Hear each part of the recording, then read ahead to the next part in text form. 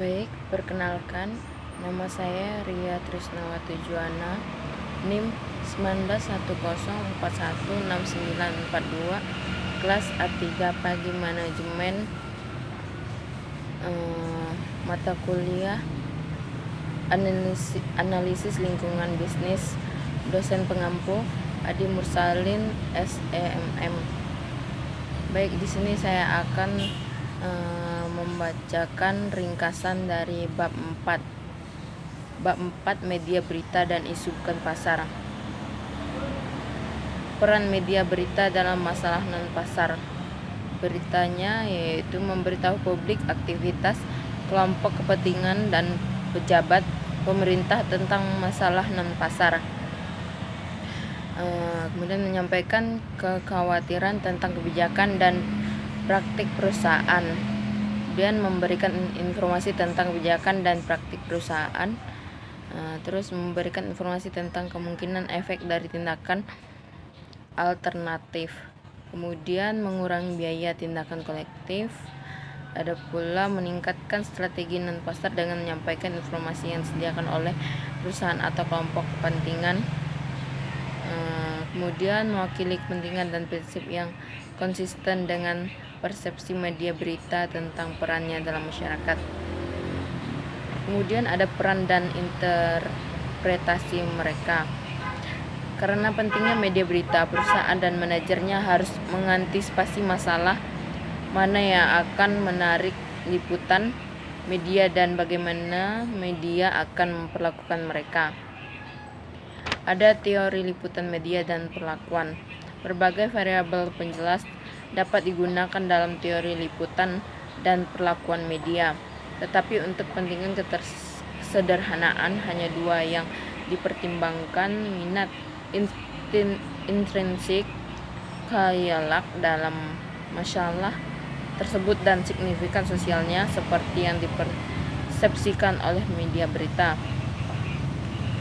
Ada kepentingan intrinsik audiens. Perspektif kepentingan khalayak dimulai dengan pengamatan bahwa keputusan liputan dan perlakuan oleh media berita dipengaruhi oleh pendapatan dan pertimbangan khayalak. Ada signifikan sosial. Perspektif signifikansi masyarakat memandang liputan dan perlakuan sebagai cerminan dari persepsi media berita tentang signifikansi suatu masalah bagi masyarakat. Ada menggabungkan perspektif. Menggabungkan dua perspektif ini memberikan teori liputan dan perlakuan berita sebagai fungsi dari minat penonton yang intrinsik dan penilaian media tentang signifikansi sosial dari masyarakat tersebut. Ada memperluas teori kelayakan berita. Konsep kelayakan berita memperluas minat audiens intrinsik dan dimensi signifikansi sosial yang dirasakan. Ada biaya peliputan. Liputan berita bergantung pada biaya untuk memperoleh informasi dan memproduksi sebuah berita. Kemudian ada keseimbangan dan keadilan. Standar jurnalisme dan kontrol editorial mengharuskan akurasi sebagai berita dan perlakuannya seimbang dan adil. Kemudian ada sifat berita media. Organisasi berita sebagai bisnis. Di Amerika Serikat, organisasi berita dimiliki oleh perusahaan nirlaba. Jadi laba adalah tujuan utamanya. Kemudian ada profesi. Keputusan media dibuat oleh orang-orang yang memilih karir di bidang jurnalisme. Kemudian apakah berita media memperluas isu secara selektif? Media berita mungkin tidak meliputi setiap masalah dengan kriterianya yang sama. Kemudian ada faktualitas atau kebenaran. Dimensi faktualitas dapat dipahami sebagai derajat kefaktualan suatu berita atau bagaimana penulis membuktikan bahwa berita yang ditulis adalah faktual. Kemudian ada relevansi. Faktualitas juga diukur dari relevansi berita. Kemudian ada bias, akurasi, dan keadilan. Publik secara luas memandang media sebagai bias. Kemudian ada internet dan jurnalisme warga. Sumber informasi tentang masalah non-pasar dan perusahaan yang terpengaruh olehnya telah meluas secara substansial dengan memperluas internet. Kemudian ada interaksi bisnis dengan media berita. Masalah bisnis dengan liputan dan perlakuan media berasal dari beberapa faktor. Kemudian kebutuhan informasi. Banyak masalah bisnis yang layak diberitakan dan seringkali hanya bisnis yang memiliki informasi yang dapat menjadi dasar sebuah berita. Kemudian ada strategi media. Strategi media memadu interaksi dengan media dan komunikasi dengan pemangku kepentingan dan publik. Kemudian ada tanggapan dan vakum media.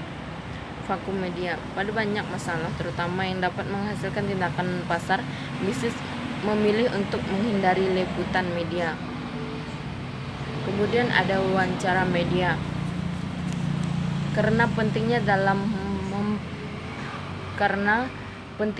perkembangan masalah pasar, manajer juga memberikan wawancara kepada media dan dipanggil untuk berbicara kepada publik. Kemudian ada mengantisipasi masalah. Banyak perusahaan mencoba untuk mendidik media tentang isu penting di lingkungan pasar mereka. Kemudian ada peristiwa yang tidak terduga. Karena peristiwa seperti kecelakaan lingkungan dapat terjadi, perusahaan harus memiliki rutinitas yang harus diikuti jika terjadi berita terbaru. Kemudian ada cara lain menyelesaikan perselisihan dengan media. Caranya yaitu cara pribadi, ada cara menempuh jalur hukum atau difamasi dan libel, ada jalan politik. Pertanyaan dari akhir bab 4 ada 5 soal dan saya akan menjawabnya. Yang pertama, insentif apa yang membuat reporter di The News of the World meretas ponsel dan membayar petugas polisi untuk mendapatkan informasi untuk berita? Apakah praktik-praktik ini mungkin tersebar luas di industri pada saat itu? Jawabannya adalah skandal itu juga sampai ke Scoreline World. Selain tuduhan, petugas polisi dibayar untuk informasi, untuk berita dan kemungkinan penyuapan. Scoreline World telah memperkerjakan Neil Wallis sebagai penasihat hubungan masyarakat, mantan editor The News of the World, karena tuduhan korupsi polisi dan perekrutan Wallis. Komisaris Polisi Metropolitan Sir Paul Stephenson mengundurkan diri. Begitu pula asisten komisaris John Bates. Kemudian apakah praktik ini mungkin tersebar luas di industri pada saat itu? Mungkin saja, karena News Corporation telah mengumumkan penyelidikan internal yang dikatakan akan independen dan memiliki wewenang untuk memaksa karyawan memberikan informasi.